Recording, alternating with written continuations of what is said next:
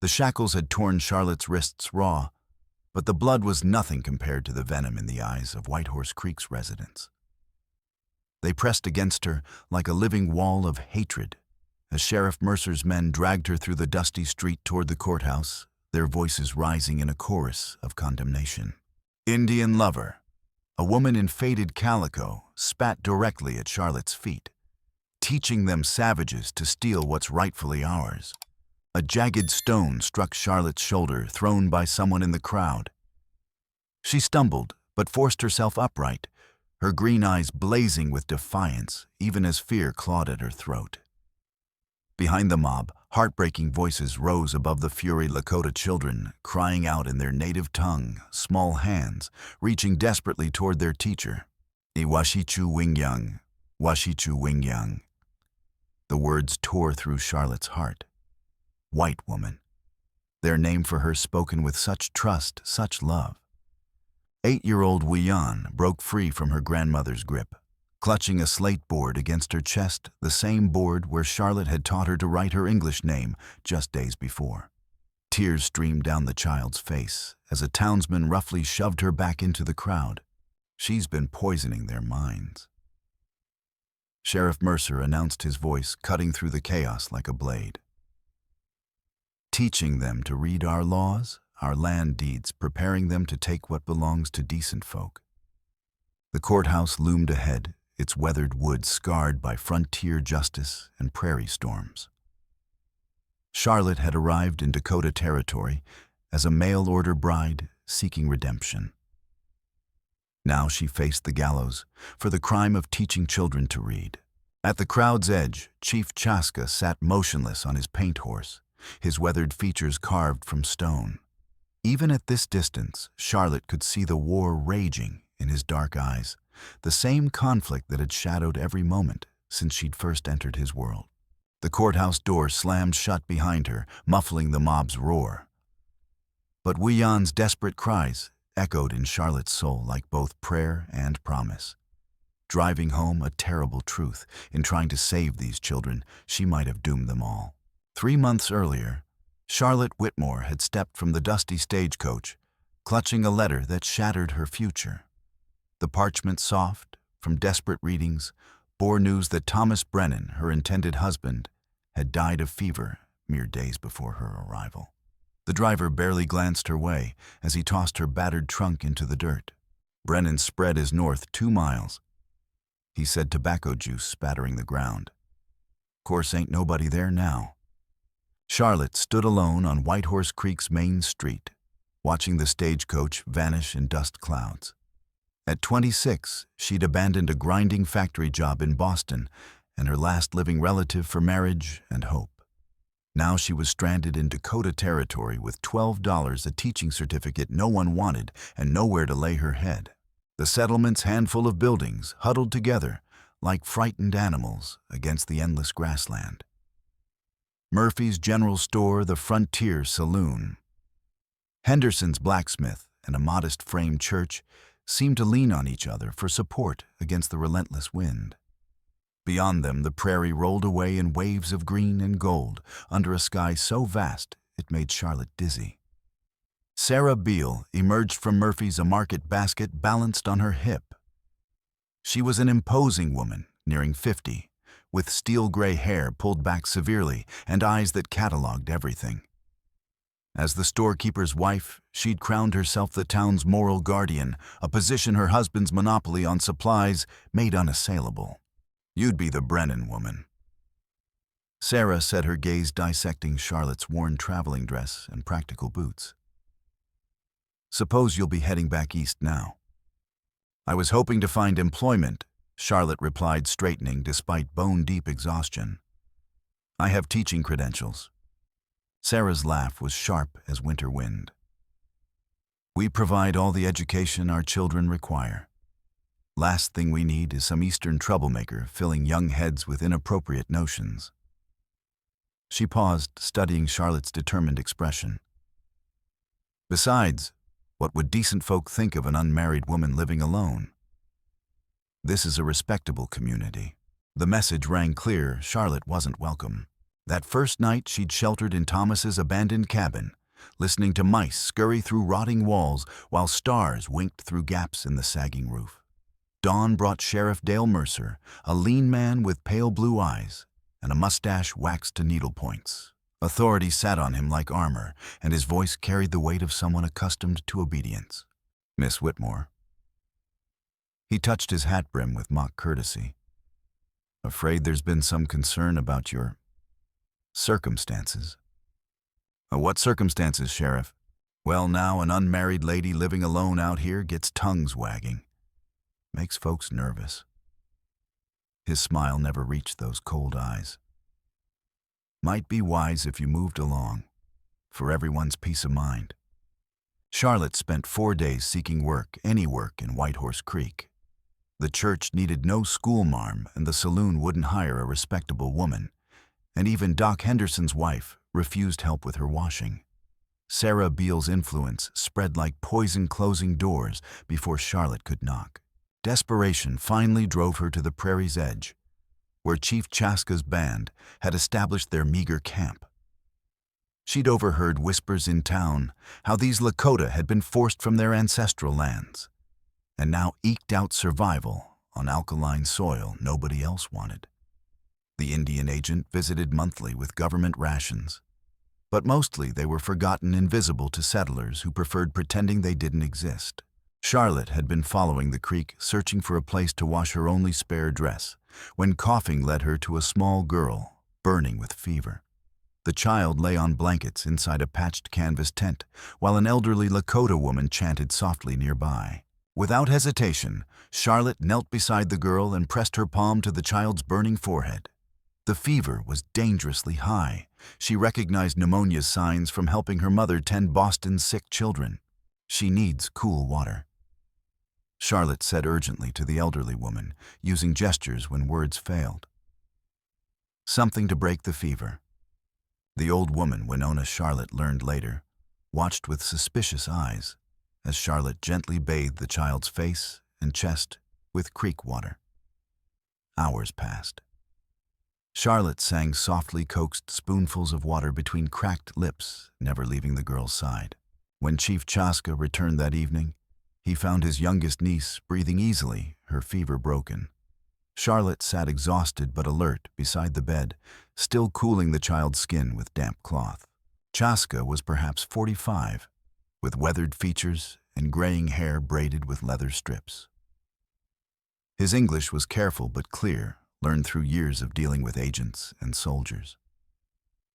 He studied Charlotte for a long moment, taking in her practical dress, gentle hands, and the way his niece's fingers curled trustingly around Charlotte's thumb. "You are the woman from town," he said finally. "Yes, Charlotte Whitmore. They have no use for you there." Charlotte met his gaze steadily. "No, they don't."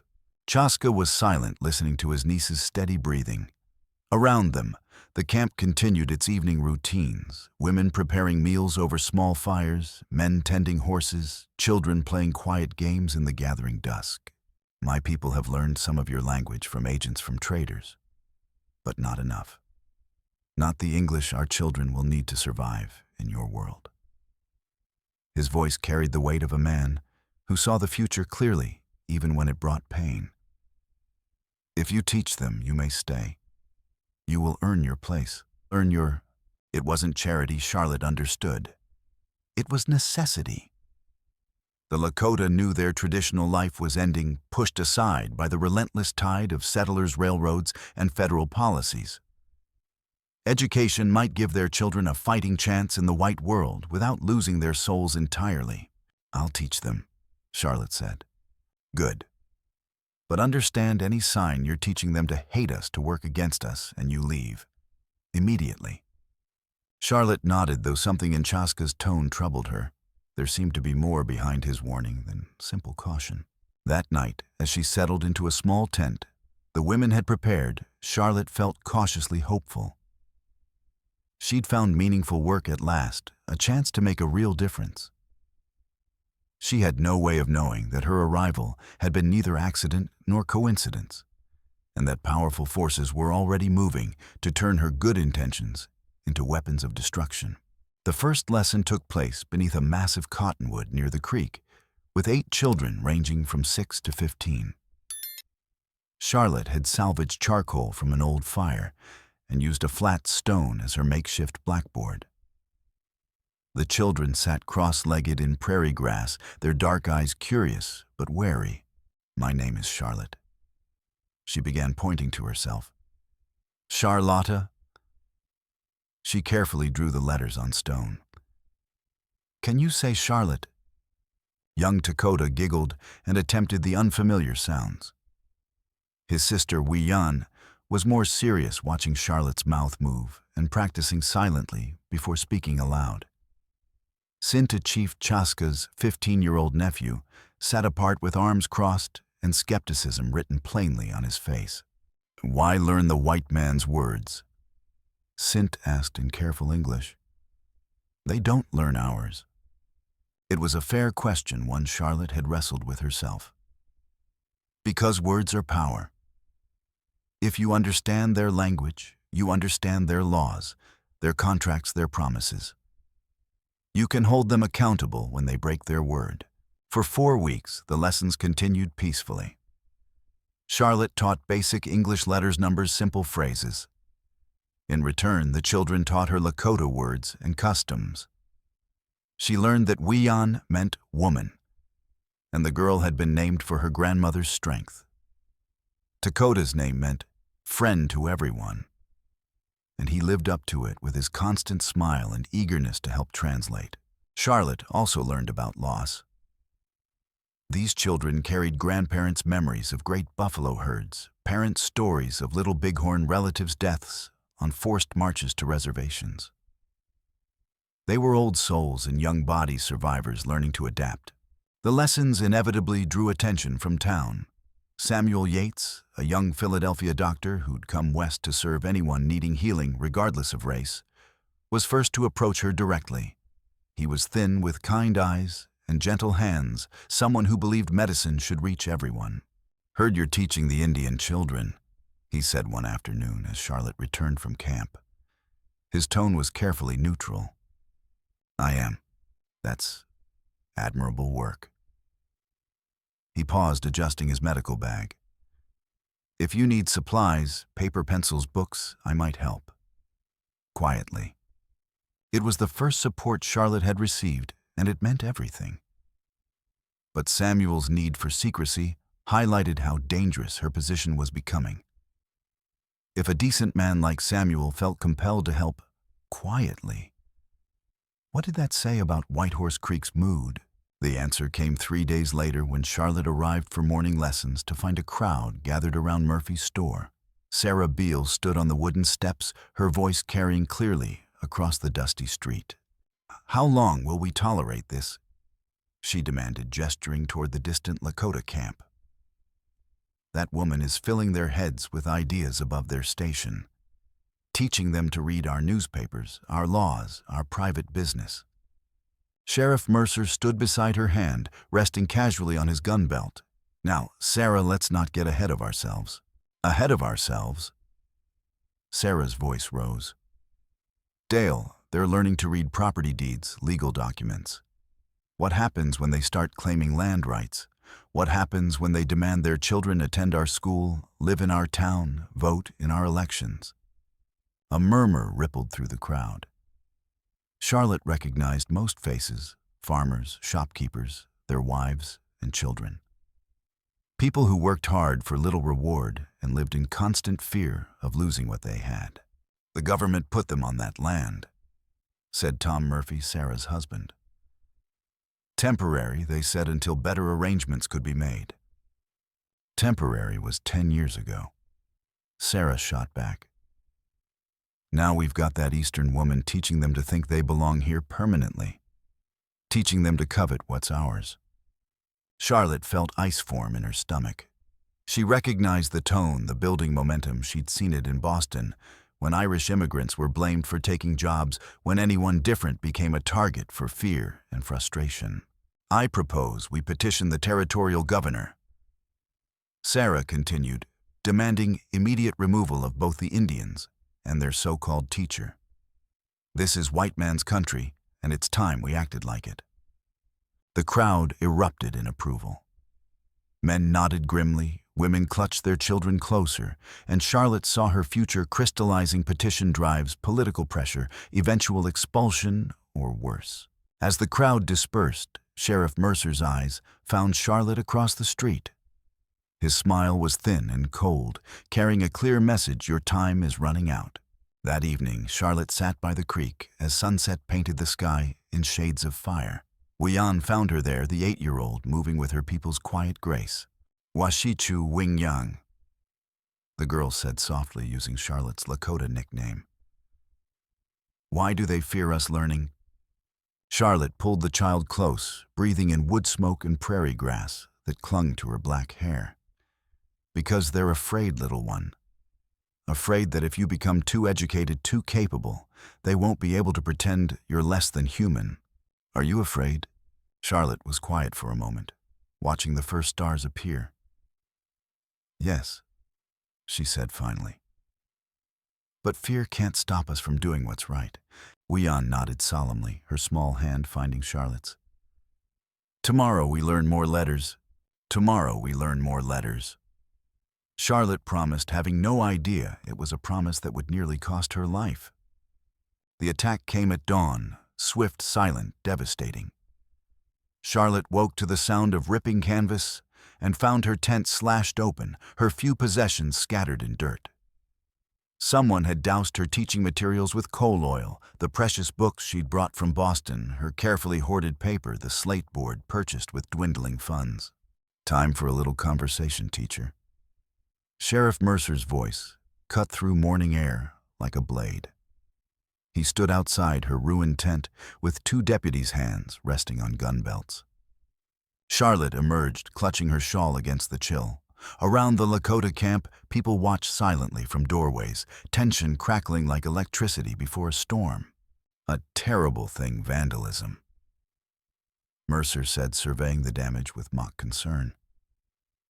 "Course might not have happened if you weren't stirring up trouble where you don't belong. Teaching children to read is hardly stirring up trouble. Depends what you're teaching them to read." Mercer picked up one of her water-damaged books, a simple primer about American history. Filling their heads with notions about freedom, equality rights. Dangerous ideas for people in their position. Chief Chaska approached from across camp, moving with careful dignity. His nephew Sinte followed the teenager's jaw set with barely controlled anger. "No law against education," Chaska said in his measured English. "Maybe not," Mercer replied, tipping his hat back.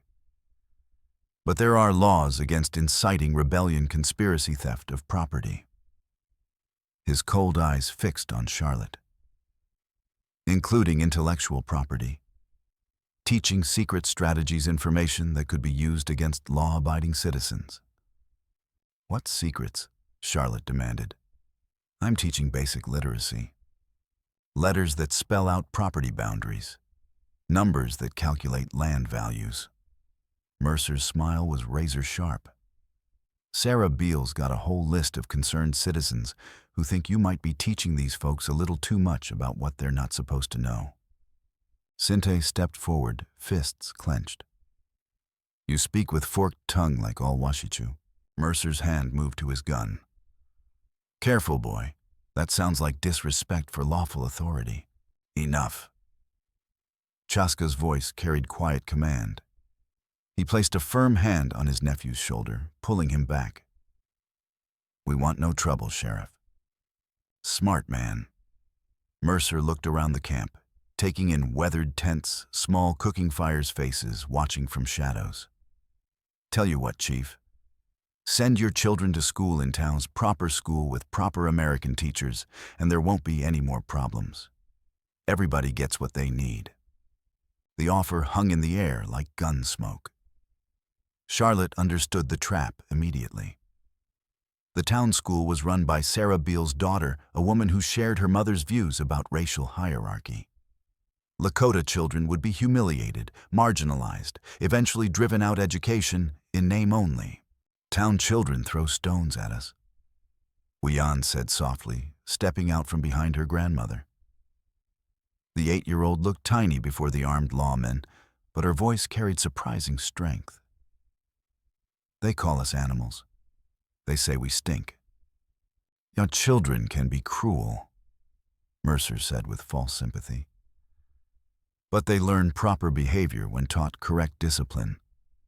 Charlotte saw pain flash across Chaska's weathered features. He was being forced to choose between his children's safety and their dignity, between protecting them from violence and protecting their spirits from destruction. We will consider your suggestion, Chaska said finally. It was diplomatic non-commitment, but Mercer seemed satisfied. You do that, Chief. And Miss Whitmore. He turned to Charlotte, voice dropping to a whisper only she could hear. Next time won't be just your tent that gets torn up. Accidents happen on the frontier. People disappear. Bodies never found. After the sheriff rode away, Charlotte found herself facing a divided camp. The elders, led by Winona, argued for caution. They'd survived massacres and forced relocations by learning when to bend. Teaching children to read wasn't worth dying for. Younger adults disagreed. Sinte spoke passionately about dignity and resistance, about not surrendering their children's futures to white authority. His father Hanska supported him, arguing that education was their only remaining weapon. Chaska listened to all voices before speaking. The Washichu want us to choose, he said, weathered hands spread like prayer. Send our children to their school where they'll learn shame, or keep them here where they may learn nothing at all. There's another choice, Charlotte said quietly. All eyes turned to her. She stood at the gathering's edge, still covered in dust from the morning's attack, her few remaining possessions clutched in her arms. We continue lessons, but differently. Secretly. Small groups, different times, hidden places. She met Chaska's gaze steadily. If they want to stop education, they'll have to work harder than destroying tents and making threats. Winona shook her head. Too dangerous. The sheriff watches. He's already watching, Charlotte replied. At least this way the children keep learning. The debate continued through evening, voices rising and falling like wind through grass. Finally, Chaska raised his hand for silence. We try the teacher's way, he said. But if anyone is hurt, if any child is threatened, we stop immediately. Charlotte nodded, understanding the weight she was accepting. If something went wrong, if someone was injured or worse, the blood would be on her hands. The next morning, she began teaching again. But everything had changed. Instead of gathering openly under the cottonwood, small groups met in different locations. Wian and 2 younger girls practiced letters in Winona's tent, while the old woman prepared breakfast. Sinte and older boys worked on reading beside the horse corral, using saddles as makeshift desks. Lessons became an elaborate game of cat and mouse. Charlotte developed signals. Blue cloth on a tent meant morning lessons were safe. Red cloth meant danger and scattering. Children learned to hide slates under blankets, practice writing in dirt, and smooth it away when adults approached. For 2 weeks, the system worked. Children progressed rapidly, their hunger for knowledge driving them to practice even when Charlotte wasn't present. Wian began keeping a simple journal recording camp life in carefully formed English letters.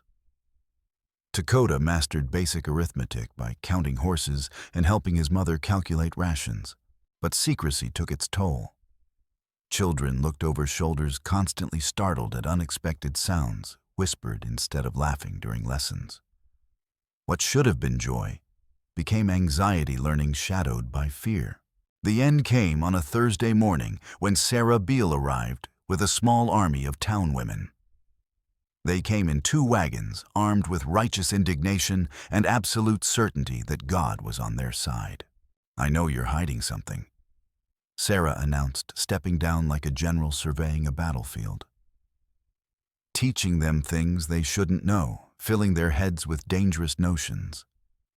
Behind her came the other women, farmers and shopkeepers' wives. Mothers convinced their children's futures depended on keeping the Lakota in their place. They spread through camp like hunters seeking evidence of forbidden education.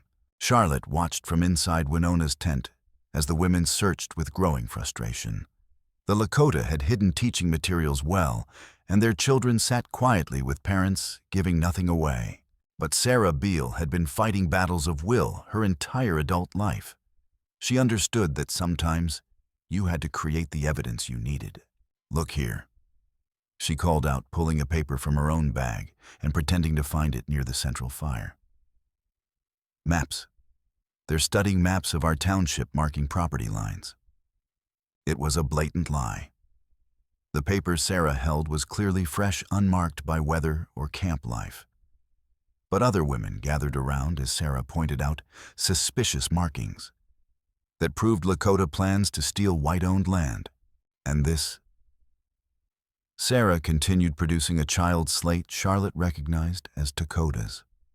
The little boy must have left it outside his family's tent. English words about property rights, legal terms, exactly what we feared. The slate showed nothing more threatening than cat and dog, and numbers 1 through 10, but Sarah's voice carried such conviction her followers saw conspiracy in simple lessons. "Chief Chaska." Sarah called out, voice ringing across camp. "I'm placing your so-called teacher under citizen's arrest for inciting rebellion and conspiracy against lawful residents of this territory. Sheriff Mercer will make it official shortly." Charlotte stepped from the tent, chin raised despite fear clawing her chest. Those are innocent lessons. Children learning basic literacy. Children learning to covet what belongs to others. Sarah shot back. Learning to scheme against their betters. The confrontation might have escalated to violence, but Chaska's steady voice cut through tension. "If you take the teacher, you take her from land where you have no authority. This is our territory by treaty." Sarah's eyes flashed with triumph. "Territory that exists only at government pleasure, Chief. Territory that can be revoked if its inhabitants prove ungrateful or dangerous." The threat was crystal clear: submit or lose even the meager patch of alkaline soil they'd been allowed to call home. Charlotte saw the trap closing around them all. Her presence would be used to justify removing the entire band. If she left, the children would lose their only chance at education. Either way, Sarah Beale won. "I'll go," Charlotte said quietly. "Charlotte, no." Wian ran forward, small arms wrapping around Charlotte's waist. "Don't leave us. You must keep practicing your letters." Charlotte whispered, kneeling to meet the girl's eyes. "Promise me. Keep writing in your journal. Keep teaching the younger ones. Don't let them steal what you've learned." Wian nodded solemnly, tears streaming down her face. As Charlotte gathered her few remaining possessions, she caught Sinte watching from beside his family's tent. The teenager's face was stone, but his eyes burned with something dangerous. He was learning, but not the lessons she'd intended. He was learning about injustice, about how power worked in the white world, about how good intentions meant nothing against organized hatred. Charlotte was loaded into Sarah's wagon like cargo, surrounded by women who viewed her as a disease that needed excising from decent society. As they pulled away, she looked back to see Lakota children standing in silent line, their faces grave with premature wisdom. The first major obstacle had been overcome through force and deception, but the cost was higher than anyone could have imagined. The war for these children's futures had begun in earnest, and Charlotte was now officially the enemy. The abandoned mine shaft, where Charlotte took refuge, sat 4 miles from town, a weathered structure of salvaged lumber and broken dreams. The previous owner had spent 3 years searching for silver, finding nothing but debt and disappointment. Now it sheltered a different kind of outcast. Charlotte had been living there 6 days when Samuel Yates found her. The young doctor appeared at her door after sunset medical bag in one hand and food basket in the other. "Mrs. Patterson mentioned you might need supplies," he said carefully. "Medical consultation can't have folks getting sick from poor nutrition." It was kind fiction that gave them both cover. Charlotte accepted the basket, gratefully noting items chosen with care-bred cheese, preserved meat, and medical supplies that could double as writing materials. "The children?" she asked as Samuel examined her hands raw from trying to repair the shack's roof. "Visited the camp yesterday to check on Chief Chaska's niece." Samuel cleaned and bandaged her cuts with gentle efficiency. Several children seemed subdued. Cinta had bruised knuckles. Charlotte's heart sank, fighting with town boys from what I gathered. 3 against 1 behind Murphy's store. Cinta gave better than he got, but it's escalating. The news confirmed Charlotte's worst fears. Her banishment hadn't solved anything. It had simply moved the conflict to different ground, leaving Lakota children isolated and increasingly targeted. "There's more," Samuel said, finishing with her bandages. "Sarah's been writing letters. Governor, Indian agent, anyone who'll listen. She's painting a picture of imminent uprising, claiming the tribe's becoming hostile." "That's ridiculous. Chaska is the most peaceful man I've ever met." "Peace doesn't matter if enough people believe the lie." Samuel packed his supplies with short, angry movements. "She's also spreading rumors about you claiming you're part of some larger conspiracy, that you came here specifically to cause trouble." Charlotte felt walls closing in. Sarah wasn't just trying to remove one problematic teacher, she was systematically destroying any possibility of coexistence, portraying both Charlotte and the tribe as threats to justify harsh measures. "Stay hidden," Samuel advised. "Let this blow over." But they both knew it wouldn't blow over. Sarah's campaign was gaining momentum, fed by fears and prejudices that ran deeper than reason. After Samuel left, Charlotte sat in darkness, listening to coyotes howl in the distance. She thought about Wian's journal, Dakota's eager questions, Cinta's burning desire to understand a world that seemed determined to crush him. The next morning brought unwelcome visitors. Charlotte woke to hoofbeats and emerged to find Sheriff Mercer approaching with 3 men she didn't recognize.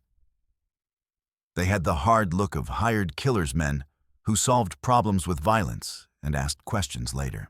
"Miss Whitmore," Mercer said, touching his hat with mock courtesy. "Like you to meet some associates. They're here on behalf of concerned citizens who feel your presence has become problematic." The tallest stepped forward, lean as a whip, with cold gray eyes and a scar running from left ear to mouth corner. "Name's Dalton," he said, voice soft as silk. "Been hired to handle a delicate situation." "What situation?" Charlotte asked, though she already knew. "Outside agitators coming into peaceful communities, stirring up trouble. Teaching folks to want things they can't have, giving them ideas above their station." Dalton's smile was sharp as broken glass. "Creates instability. Bad for business." Charlotte understood. This wasn't just about Sarah's moral crusade anymore. Someone with real money had decided the Lakota camp was an obstacle requiring permanent removal. "The good news," Dalton continued, "is problems like this can be solved civilized-like. You pack up, head back east where you belong, and nobody gets hurt. Simple." "And if I refuse?" Dalton's smile widened. "Accidents happen on the frontier. People disappear. Sometimes they're found weeks later, sometimes never. Depends how cooperative they were before going missing." The threat hung like gun smoke. Charlotte knew she was staring at her own death, dressed in polite language and reasonable tones. "I need time to consider," she said. "Course you do. Smart woman like you'll make the right choice." Dalton tipped his hat. "We'll be around, keeping an eye on things, making sure everybody stays safe." After they rode away, Charlotte slumped against the doorframe, legs trembling. She'd faced Sarah's moral authority and Mercer's legal power, but these men operated outside such constraints. They were killers hired to remove obstacles that couldn't be eliminated through proper channels. That afternoon, as she debated whether to run or fight, Charlotte received an unexpected visitor. Wian appeared like a small ghost, moving with her people's silent grace. "Little one, what are you doing here?"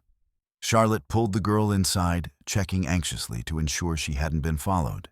"I brought something," Wian said, pulling folded papers from inside her dress. Sinte said not to, but I had to. The papers contained 3 items that chilled Charlotte's blood. First was a crude map showing the mining shack's location. Second was a child's drawing of a light-haired woman being dragged away by mounted men. Third was an attempt at English words, "Help us, please." "Where did you get these?" Charlotte asked. "Found them in town near the store. Sinte says someone's watching us watching you. Says bad men are coming soon." Charlotte knelt before the girl, taking small hands in her own. "Wian, you must return to camp immediately. Tell your uncle what you saw, what you heard. Tell him to be ready." "What about you?" "I'll be fine, but you children matter most." Wian's dark eyes were solemn beyond her years. "Will you teach us again?" "I don't know, little one. I hope so." After Wian left, Charlotte paced the shack's confines like a caged animal. Every option led to disaster. If she ran, the Lakota would be defenseless against Sarah's escalating campaign. If she stayed, Dalton would kill her, and the resulting violence could justify attacking the camp. She was still wrestling with the decision when hoofbeats announced new visitors. This time, it was Chief Chaska himself, accompanied by Samuel, and 2 men Charlotte didn't recognize. "We need to talk," Chaska said without preamble. Inside the cramped shack, 5 adults sat in a circle on the dirt floor. Samuel made introductions, and the strangers were Marcus Webb, a lawyer from the territorial capital, and James Running Bear, a Lakota educated at Carlisle, who now worked as a government translator. "There's going to be trouble," Webb said bluntly. "Major trouble. Sarah Beale's letters have reached influential people. The territorial governor is under pressure to resolve the Indian problem permanently." "What kind of resolution?" Charlotte asked, dreading the answer. "Forced relocation." Running Bear replied, his English precise, despite bitter undertones. "Official story will be that Chief Chaska's band has become hostile and threatening.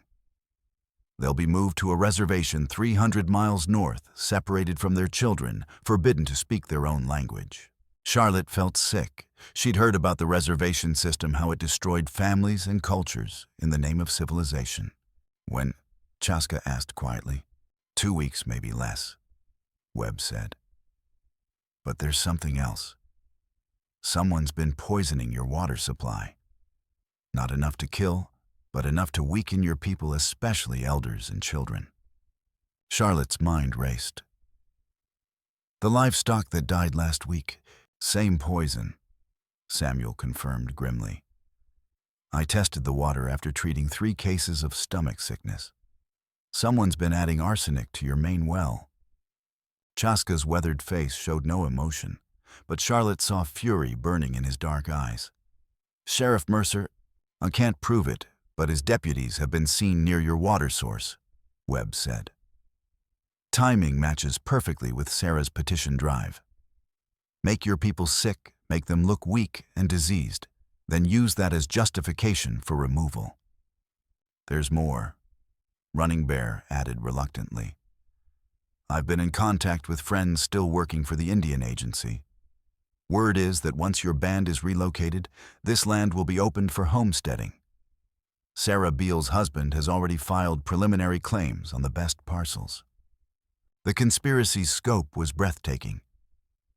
This wasn't just about stopping Charlotte's teaching or removing inconvenient natives. This was land theft on a massive scale, orchestrated by respected community members and enabled by corrupt officials. "What can we do?" Charlotte asked. "Legally, very little," Webb admitted. "The territorial government has broad powers regarding Indian affairs.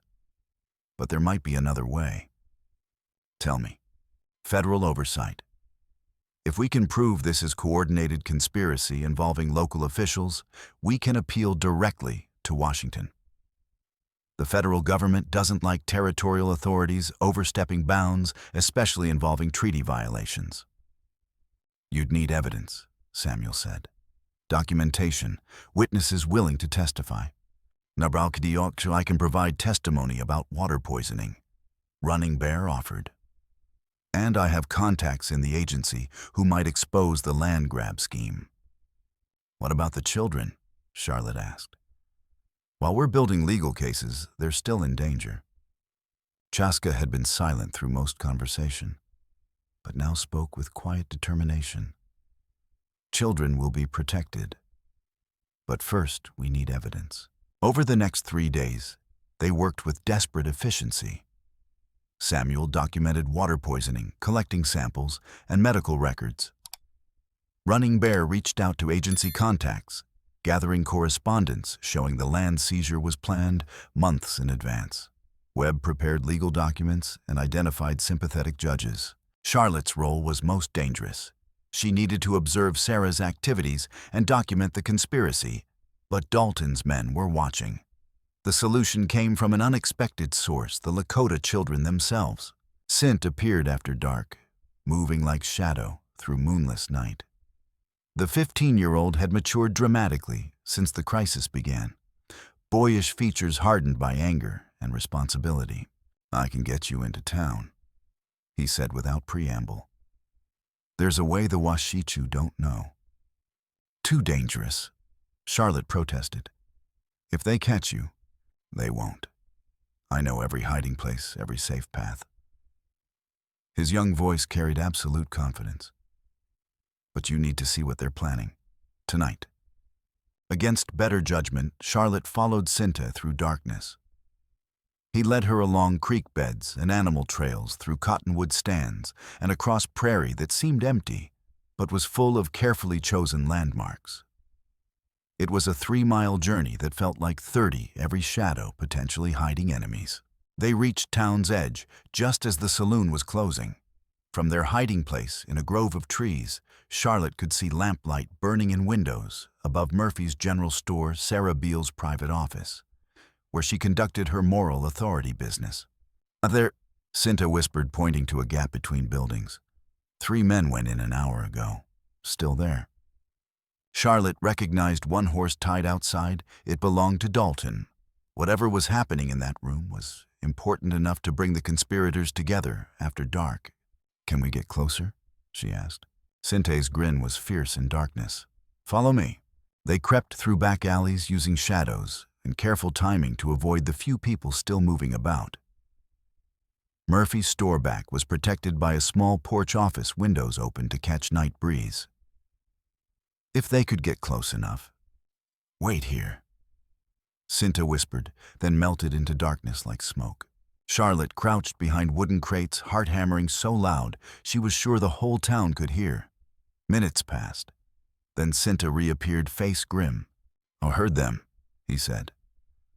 Planning something for tomorrow night.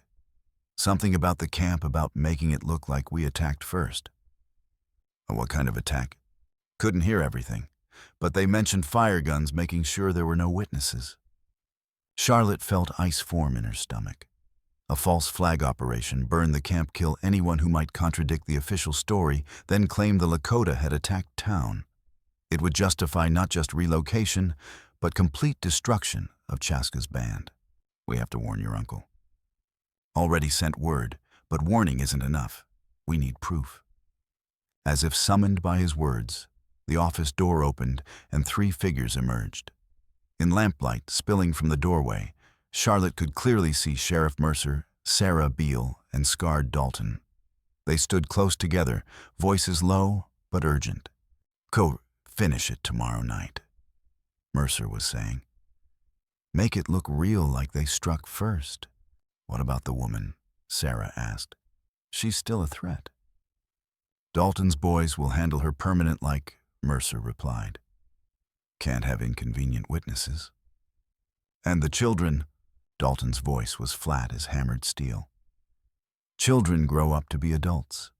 Adults hold grudges. Better to be thorough.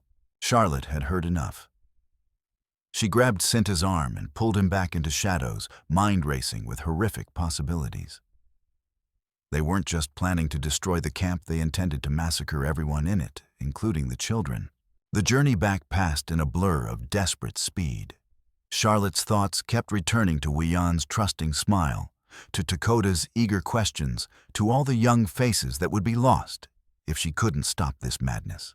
When they reached the mining shack, they found it wasn't empty. Chief Chaska waited in darkness, along with Samuel Webb and Running Bear. The lawyer looked grim in lamplight. "We've got a problem," Webb said without preamble.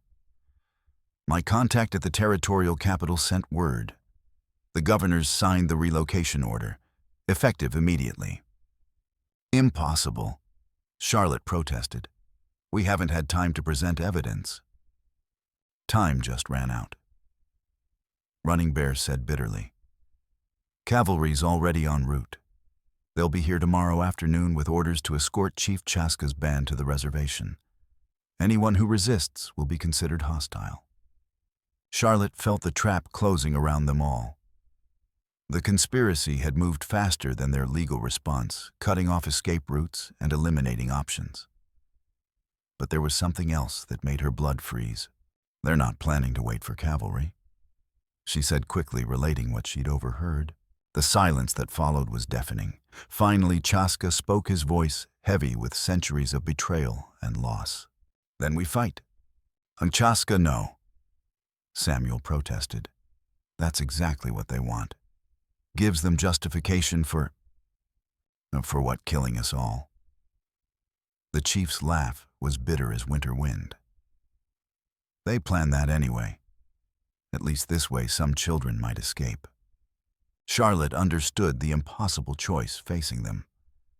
Submit to relocation and watch their culture die slowly on a distant reservation, or fight and be destroyed immediately, but with honor intact.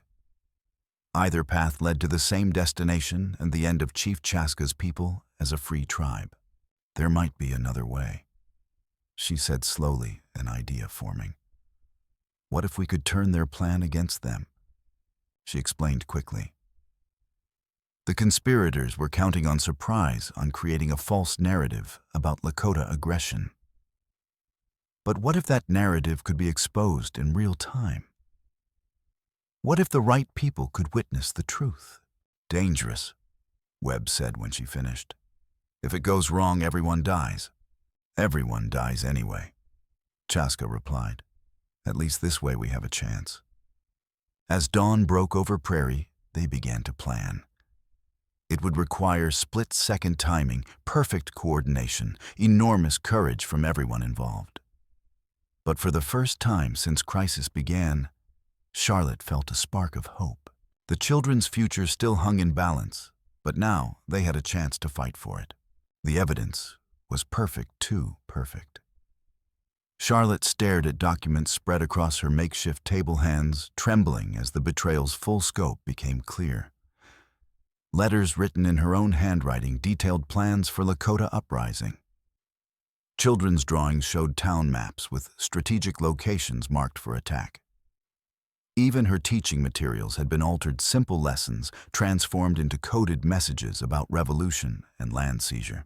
But this time, she hadn't stumbled upon the evidence. She'd been hunting for it, following a hunch that had been gnawing at her for weeks.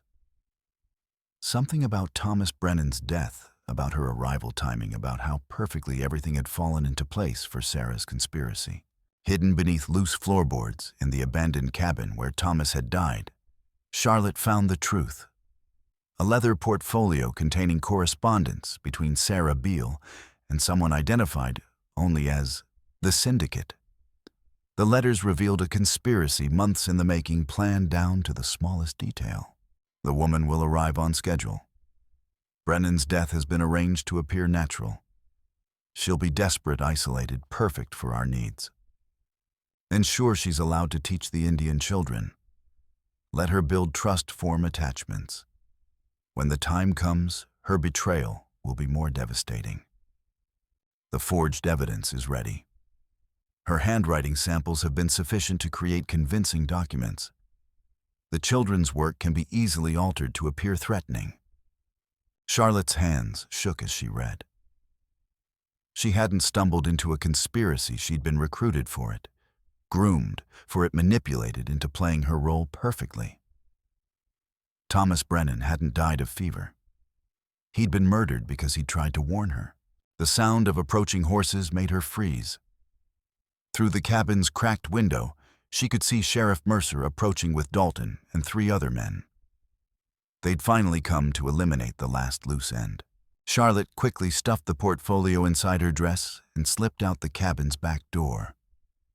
She had maybe minutes before they discovered she'd been there, found the hiding place she'd disturbed. The evidence of the conspiracy was now in her hands, but she was trapped miles from help with killers closing in. She ran, through creek beds and across open prairie with the sound of pursuit growing closer behind her. Her months with the Lakota had taught her something about moving unseen across the landscape.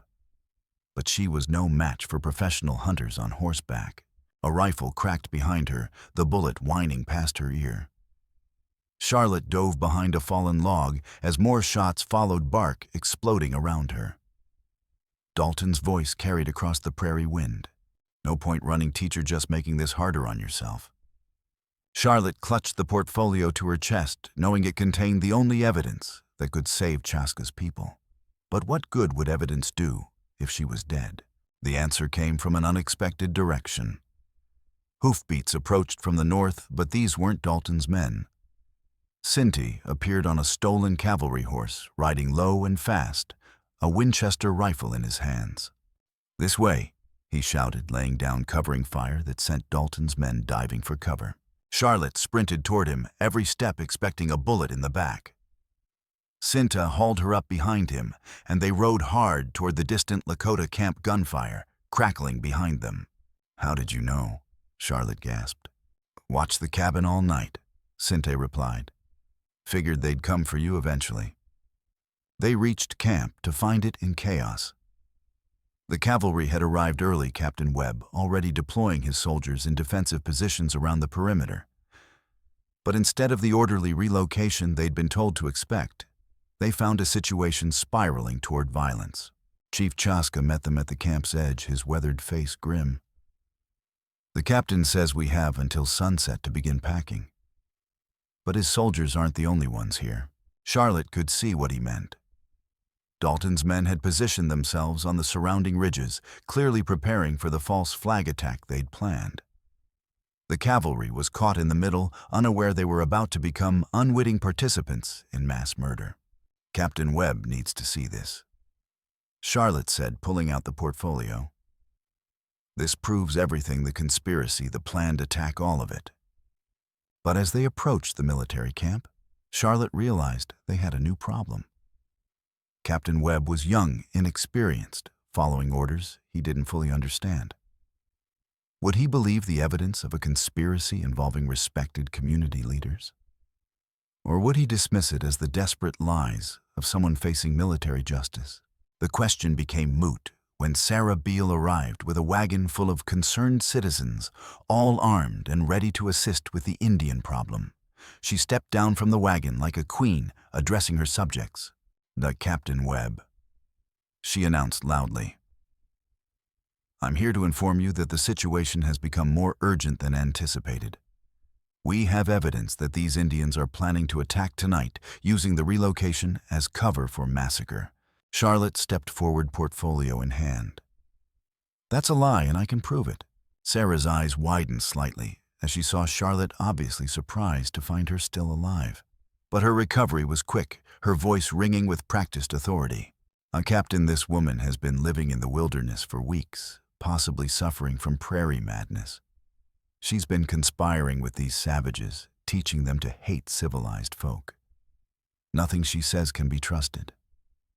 "Then trust this," Charlotte said, pulling documents from the portfolio. Letters in Sarah Beale's own handwriting detailing how she planned to use me as justification for destroying these people. How she arranged for my fiancé's murder to ensure I'd be desperate enough to play my part. The accusation hit like a thunderbolt. Captain Webb took the letters, his young face growing pale as he read.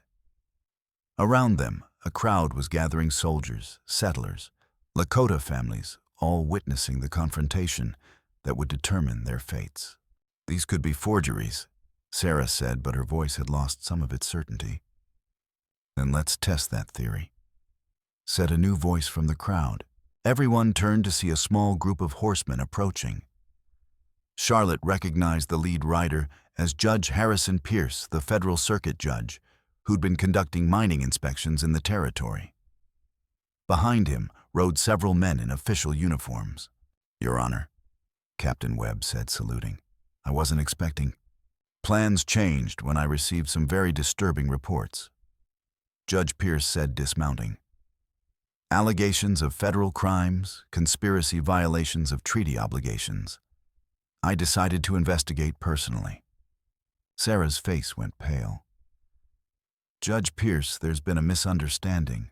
I'm sure there has been, Mrs. Beale. The question is whether it was accidental or deliberate." Pierce gestured to the men behind him. "Federal marshals. They're here to ensure proper legal procedures are followed." The climax was building toward its peak, with all the key players now assembled on the same field. But Charlotte knew the real test was still coming. When Dalton's men launched their attack and tried to massacre everyone who could testify to the truth. As if summoned by her thoughts, rifle fire erupted from the surrounding ridges. But this time, Charlotte was ready. The first shot shattered the prairie silence at exactly sunset, followed immediately by screams and the crack of splintering wood. But Charlotte was already moving the portfolio clutched to her chest as chaos erupted around the camp. "They're attacking," someone shouted in the darkness. "The Indians are attacking." But Charlotte could see what the soldiers couldn't or wouldn't. The muzzle flashes came from the wrong direction, from positions beyond the Lakota camp, rather than within it. The attack was coming from Dalton's hired guns, not from Chief Chaska's people. A bullet splintered the wagon beside her, and Charlotte dove for cover behind a water barrel. Through the chaos, she caught sight of Wian running toward the military lines, clutching her precious journal against her chest. "Don't shoot!" Charlotte screamed as a soldier raised his rifle toward the child. "She's trying to help." Captain Webb knocked the rifle barrel aside, just as Wian reached them. And the 8-year-old's face streaked with tears, but her voice steady. "Please," she said in careful English, pressing her journal into Charlotte's hands. "Tell them truth. Tell them we never want to hurt anyone." The journal fell open in Charlotte's hands, revealing pages of careful observations written in the English she'd taught the girl. Wian had been documenting everything: the water poisoning, the suspicious men, watching the camp, and the overheard conversations about false attacks. It was evidence written in a child's hand, but with adult understanding of its importance. "Be Captain Webb," Charlotte shouted over the gunfire. "This proves the attack is staged. The children have been documenting everything." But Webb was struggling to maintain order as his men took defensive positions. The young officer was trying to understand what was happening. While bullets flew from multiple directions, his military training warring with the evidence of his own eyes. Through the smoke, Charlotte could see the true scope of the nightmare unfolding. Dalton's men were attacking from the ridges, trying to drive the Lakota families toward the military perimeter where they'd be caught in crossfire. But something was going wrong with their plan. Instead of panicking and running blindly into the soldiers' guns, the Lakota were moving with coordinated purpose. Chief Chaska appeared through the smoke, carrying his wounded brother toward the military lines while calling out in clear English, "Oh, Captain, we seek protection. Bandits attack our camp." It was a brilliant tactical move that completely undermined the narrative of Indian aggression. The Lakota were seeking sanctuary with the soldiers, rather than fighting them, making it impossible to claim they were the aggressors. But Dalton wasn't finished. Charlotte saw him emerge from the smoke, his scarred face twisted with rage, as he realized his perfect plan was falling apart. He had a rifle in his hands and was moving toward the cluster of Lakota children who'd taken shelter behind the military wagons. "I can't leave witnesses," he snarled to the men with him. Too many people seen too much. Charlotte watched in horror as Dalton raised his weapon toward the children. The portfolio was still in her hands, containing all the evidence needed to prove the conspiracy, but it would mean nothing if everyone who could testify was dead. Without thinking, she broke from cover and ran directly toward Dalton, screaming at the top of her lungs. Murderer Dalton's murdering children. The scarred killer spun toward her, his rifle swinging around, but Charlotte's desperate charge had bought precious seconds. Captain Webb appeared behind Dalton's service revolver in hand. "Stand down," Webb commanded. "Lower your weapon. These ain't your concern, Captain." Dalton replied, his rifle still trained on Charlotte. "This is territorial business. We just doubt these are American citizens under protection of the United States Army, wait." Webb shot back. "And you're threatening to murder them in front of federal witnesses." The confrontation between Army officer and hired killer seemed to freeze time itself. Around them, the gunfire was dying down as Dalton's remaining men realized their leader was trapped. But Charlotte could see something else in Dalton's eyes, the desperate calculation of a man with nothing left to lose. His finger was tightening on the trigger, and she knew that in another second he would fire consequences. Be damned. The shot, when it came, wasn't from Dalton's rifle. Sinte had appeared behind the killer like a ghost, moving with the silent grace his people had perfected over generations. The 15-year-old had Captain Webb's backup pistol in his hands, taken during the chaos, and his young face was set with grim determination. "You want to kill children," Sinte said in perfect English, his voice carrying clearly across the sudden quiet. "Then you die first." Dalton spun toward the new threat, but the movement cost him his advantage. Webb's training took over, and his service revolver barked once, twice. The hired killer stumbled backward, his rifle discharging harmlessly into the night sky. "Medic." Webb shouted, but it was too late. Dalton collapsed beside one of the burning tents, his scarred face finally at peace. The death of their leader broke the morale of the remaining hired guns. They melted away into darkness, abandoning their attack as quickly as they'd begun it. Within minutes, the gunfire stopped entirely, leaving only the crackle of flames and the moans of the wounded. Judge Pierce materialized through the smoke, his face grim as he surveyed the scene. "Captain Webb, I want every scrap of evidence preserved. This is now a federal crime scene." Charlotte found herself surrounded by the Lakota children she'd tried to protect, their small hands reaching out to touch her, as if to reassure themselves she was real. Wiyan pressed close to her side, the 8-year-old's journal still clutched in her arms. "We wrote everything down," the girl whispered. "Just like you taught us. We wrote the truth." As dawn broke over the burned and bloodied prairie, the full scope of the conspiracy began to unravel. Sarah Beale, faced with overwhelming evidence, and federal charges, finally broke down and confessed to her role in the plot. Sheriff Mercer, desperate to save his own neck, revealed the names of everyone involved, including the railroad consortium that had funded the entire operation. The climax had revealed not just the conspiracy's scope, but the power of truth when wielded by brave hands, even when those hands belonged to children. The battle for the Lakota's future had been won, but the war to build something better was just beginning. Charlotte looked around at the faces surrounding her Lakota and white children, and adult soldiers and civilians, all united by their shared experience of survival. The false divisions that had nearly destroyed them were beginning to crumble, replaced by something more honest and hopeful. The most dangerous crisis had passed, but the real work of healing and building was about to begin. 6 months later, Charlotte stood before a classroom unlike any in Dakota territory, perhaps unlike any in America. 28 children from 2 communities sat at wooden desks crafted by grateful parents, their faces reflecting every shade of skin color and cultural background. The building itself was modest, but sturdy, with large windows facing east to catch the morning light, and a stone fireplace that would keep them warm through harsh prairie winters. Wiyan sat beside Emma Hartwell, the blacksmith's daughter. Dakota shared a desk with Billy Murphy, whose father now served on the integrated school board.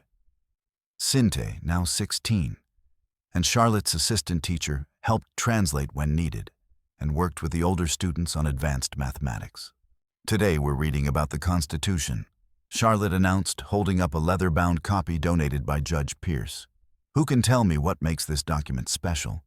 A forest of hands, shot up brown and white and everything in between. It was a sight that would have been impossible months earlier when the territory had teetered on the brink of racial violence. It says all men are created equal. Offered Joseph Two Eagles Chief Chaska's youngest son. It protects people's rights. Added Mary Patterson, whose mother now taught sewing classes to both Lakota and white girls. Oh, very good. Charlotte smiled. But what about women? What about children who protects their rights? The discussion that followed was spirited but respectful, with students offering perspectives shaped by different experiences but united by shared education. Charlotte marveled at how quickly young minds adapted to new ideas when given the chance. After school, she walked the familiar path to the creek, where her teaching career had begun. Samuel was waiting for her there, Dr. Samuel Yates, now officially appointed as the territory's first integrated health officer. The title came with federal backing and enough authority to ensure medical care reached everyone regardless of race. "Good day," he asked, falling into step beside her. "Remarkable day." Little Joseph gave a presentation about Lakota hunting traditions, and the white children were fascinated. Emma shared her grandmother's recipe for cornbread, and Wian wrote it down in her journal to take home to her family. They'd been married 2 months now, a quiet ceremony conducted by Judge Pierce with the entire community in attendance. It had been a statement as much as a celebration, proof that the artificial divisions of the past could be overcome. "There's something I need to tell you," Samuel said as they reached their favorite spot by the water. "About the letters I've been receiving from back east." Charlotte felt a familiar flutter of anxiety. In their short marriage, she'd learned that Samuel's gentle nature hid a burning ambition to serve where he was needed most. The Department of Education wants to establish similar schools throughout the West. He continued. "They're offering us positions, training teachers, developing curriculum. We could help create dozens of integrated schools from here to California." The possibility was breathtaking. What had begun as desperate attempts to educate a few Lakota children could now spread across the frontier, helping thousands of young minds learn to see beyond the divisions that had torn their world apart. "What would that mean for our school here?" Charlotte asked. "We'd train local teachers to take over, including Sinte." "He's ready, Charlotte. Maybe more ready than either of us were when we started." Charlotte looked back toward the schoolhouse, where lamplight still glowed in the windows, as some students stayed late for extra help. The building represented more than education. It was proof that people could choose cooperation over conflict, hope over hatred. "The children would understand," she said finally. "They know the importance of sharing knowledge." That evening, they gathered the school board, an integrated group that would have been unthinkable a year earlier. Chief Chaska sat beside Tom Murphy, discussing curriculum with the same careful respect they'd once reserved for treaty negotiations. Mrs. Patterson shared notes with Winona about children's nutritional needs, their conversation flowing between English and Lakota. "The federal offer is generous," Charlotte explained, spreading documents across the table. "But it would mean leaving Whitehorse Creek, at least temporarily." "How long?" Chaska asked. 2 years minimum. We'd establish schools in 6 different territories, train the teachers, develop the programs. Then we'd return here to oversee the regional network. The room was quiet as everyone absorbed the implications. Finally, Sinte spoke up. "The teacher gave us words when we had none," he said, his English now flawless. "She gave us hope when we had little. If other children need the same gift, how can we keep it for ourselves?" Murmurs of agreement rippled around the table. These people had learned something precious through their shared struggle, that education belonged to everyone, that knowledge grew stronger when shared, that the future could be built by working together rather than tearing each other apart. We'll need guarantees, Chaska said practically. Assurance that our children's education won't suffer while you're gone. I'll handle the daily teaching, Cinta offered. Wian can help with the younger ones. Her English is excellent now, and she understands both cultures. Charlotte felt tears prick her eyes. The angry teenager who'd once questioned her methods had grown into a natural educator, someone who could guide others between worlds without losing their identity. Over the following weeks, they prepared for the transition. Cinte spent hours working with Charlotte and Samuel, absorbing teaching techniques and educational philosophy. Wian, now 9 and startlingly mature, began helping with the youngest children, her patient nature and bilingual skills making her invaluable. The night before Charlotte and Samuel were to leave for their new assignment, the entire community gathered for a celebration that would have been impossible months earlier. Lakota families shared buffalo stew with white settlers, who brought fresh bread and vegetables. Children played games that mixed traditions from both cultures, while adults discussed everything from crop rotation to upcoming elections. Judge Pierce had returned from the territorial capital with news that the integrated school was being held up as a model for the entire West. Sarah Beale and her co-conspirators were serving lengthy federal sentences. Their railroad consortium disbanded and its assets seized to fund educational programs for displaced Native communities. "You've done something remarkable here," the judge told Charlotte as they watched children from different backgrounds playing together in the lamplight. "Not just the education, but the healing. You've proven that people can choose to be better than their worst impulses." As the evening wound down, Charlotte found herself surrounded by the students who'd started this journey with her. Wian pressed a carefully wrapped package into her hands. "For when you're far away," the girl said softly. "So you remember us." Inside was a journal, not unlike the one Wian had kept during the crisis. But this one was filled with drawings and messages from all her students. Every page showed scenes from their integrated classroom, children of different races, working together, learning together, growing together. "We'll never forget you," Charlotte whispered, pulling the girl close. "And we'll be back before you know it." "I know," Wian said with a wisdom that had always made her seem older than her years. "And when you come back, we'll show you how much we've learned." As Charlotte and Samuel rode away the next morning, heading toward their new mission, Charlotte turned back to see the schoolhouse one last time. Children were already arriving for the day's lessons, their voices mixing English and Lakota in the excited chatter of young minds eager to learn. Cinta stood in the doorway, no longer the angry teenager who challenged her methods, but a confident young man ready to carry forward everything she'd taught him. He raised his hand in farewell, and Charlotte knew their school was in capable hands. The mail-order bride who'd arrived in chains had become something far more important, a teacher whose influence would ripple through generations, proving that education could triumph over ignorance, cooperation over conflict, hope over hatred. 2 years later, Charlotte and Samuel returned to find their original school thriving beyond their wildest dreams. The student body had grown to over 40 children, with requests coming from neighboring settlements to establish similar programs. Cinta had indeed proven himself a gifted educator, and Wian was already showing signs of following in his footsteps. But the most meaningful moment came on their first evening back when Charlotte walked to her old spot by the creek and found it wasn't empty. A small group of her original students sat there, now young adults who'd gone on to higher education or skilled trades, but still gathered regularly to read together and discuss their dreams for the future. "Teacher."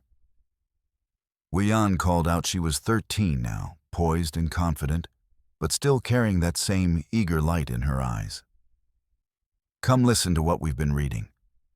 Charlotte joined the circle as one of the young men read aloud from a letter he'd received from the Territorial University, offering him a place in their teacher training program.